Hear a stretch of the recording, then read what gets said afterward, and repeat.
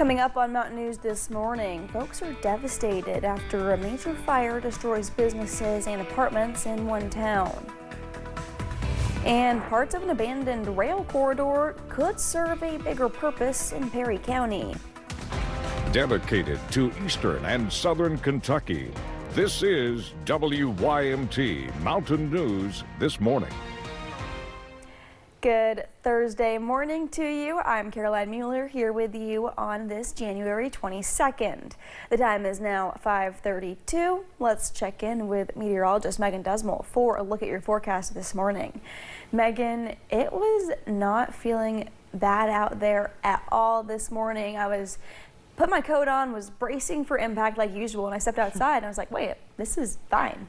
Yeah, I know, it really wasn't that bad, and that's what you'll probably think as you head out the door too this morning. I mean, we're talking 30s, 40s, which is still definitely chilly, but compared to what we've seen this week, it does feel pretty warm. I mean, right now we're looking at 43 in Pikeville, 42 in Manchester. A tad chillier as we head into Wise, 32 degrees. But again, all in all, not that bad, especially since high temperatures are making it into the mid 40s, with some folks even seeing a chance of hitting 50 degrees. 50 is that high temperature in Middlesboro and in Jacksboro. Now, as we look towards the skies, we're just seeing a little bit of clouds here and there. Overall, your Thursday may start off partly cloudy, but by the afternoon, we're looking at mostly sunny skies until those clouds make a comeback overnight, looking at mostly cloudy skies tomorrow. But here's what we're looking at throughout the next 12 hours.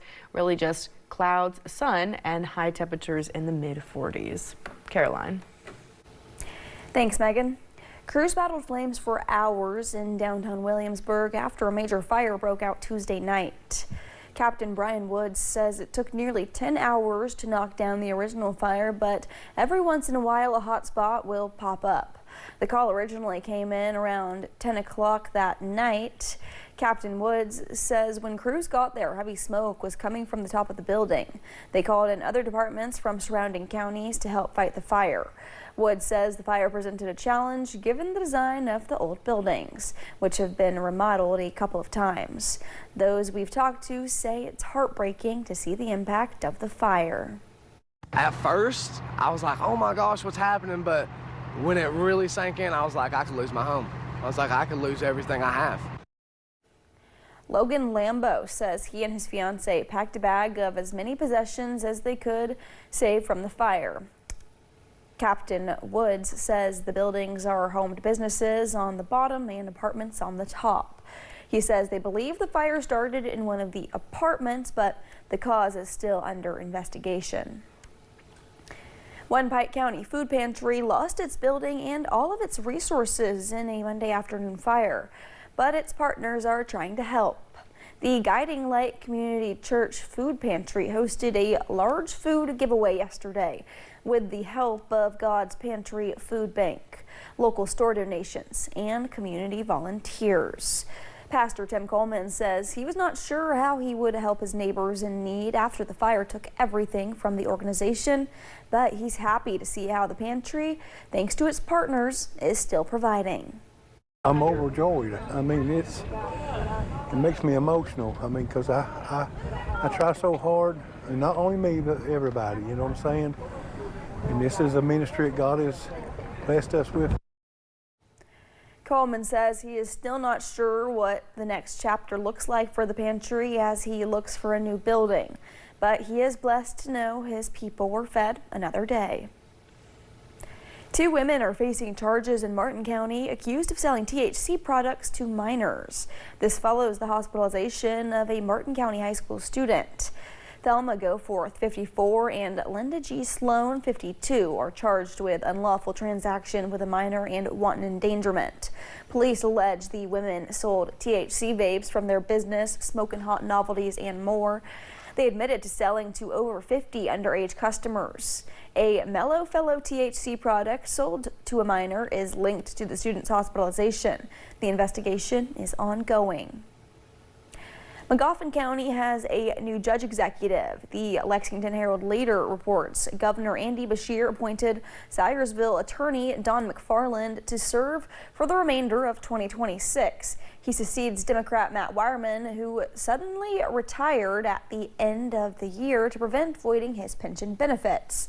Wireman is still running in this year's election to reclaim his seat. He will face one of two Republican opponents in November, DeWay Thomas Howard or former judge executive Charles Doc Hardin. An abandoned rail line in Hazard could soon take on a new purpose. County leaders are looking at how it could change the way people get around and how emergency crews reach them. I have those details. Perry County has been approved to begin negotiations with CSX to acquire parts of an abandoned rail corridor. The plan falls under a national Rails to Trails effort. So we can provide very easy, non-motorized accessibility for pedestrians for health and wellness and emergency access. The section would run from downtown Hazard through several neighborhoods. The piece that we're looking at right now is only about a mile. So it runs from downtown and it creates connectivity to the LA's neighborhood, to the technical college, to the water plant, all the way to Lost Creek and Main Street. And it could serve a bigger purpose. Flooding has made access a major challenge in parts of Perry County in recent years.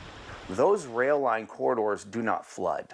They're high enough and they're well built, so it provides us the ability to access neighborhoods and get water and relief supplies back to people. Beyond emergencies, the project could also shape how people use the space day to day. It will allow people to reach certain resources that they possibly couldn't before, whether that be on foot or on bike, and that in itself is going to turn into a health initiative. People are going to become more active, which is awesome. Kids are going to have a place to go and recreate or walk to see their friends. Community feedback is expected to be part of the process as the project moves forward. The Department of Outdoor Recreation says the trail could also support programs like kayaking, bike rentals, and youth cycling in the future. They encourage anyone with questions or ideas to reach out through their Facebook page. We have a link to that on our website, WYMT.com. Perry County officials say to brace yourselves for hazardous winter weather this weekend. They say to prepare now while stores are stocked and roads are clear. Go ahead and refill medications, secure backup heat, and fill up your gas tank. It's a good idea to stock up on groceries and essentials like water, snacks, and batteries. Officials say to charge all devices, especially for medical equipment. Perry County road crews are ready with 18 trucks to treat roads. Officials say you should check on elderly neighbors or those living alone now and throughout the weekend. Officials want to make sure everyone stays safe this weekend. Power companies are already communicating and coordinating plans on where to place linemen ahead of this weekend's projected winter storm. Right now, no one can commit to any requests to respond, in advance, because you just don't know how this weather forecast is going to be applied to reality and how it might shift over the next, 48, 72 hours. Arnold says if you lose power, make sure you have an emergency kit with batteries, a flashlight, and non-perishable items.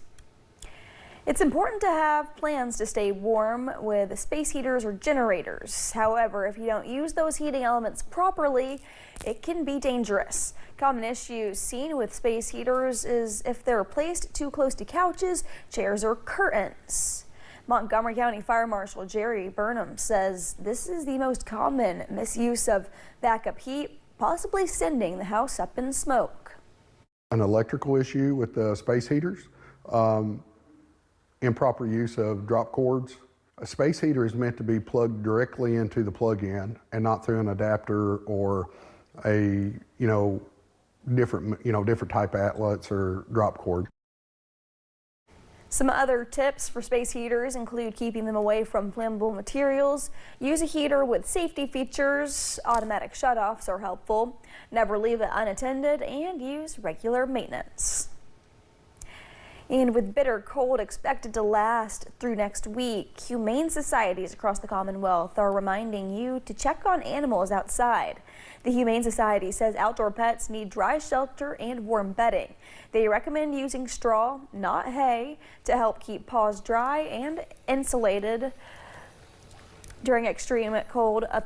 Pets are counting on all of us to keep them safe. You can always track the winter storm inside our free First Alert weather app. Scan the QR code in the corner for links to download our news and weather apps. You'll be able to get severe weather alerts sent to your phone, see the latest closings, and sign up for breaking news alerts. A beloved book program for young children in Fayette County is getting a new start. Families enrolled in Dolly Parton's Imagination Library say they were disappointed when the Fayette Education Foundation had to hit pause on the program last month because of cost. The program provides free age-appropriate books every month to kids 5 and under. Now, because of an anonymous donor in Central Kentucky, all donations to the program will be matched dollar for dollar up to $50,000.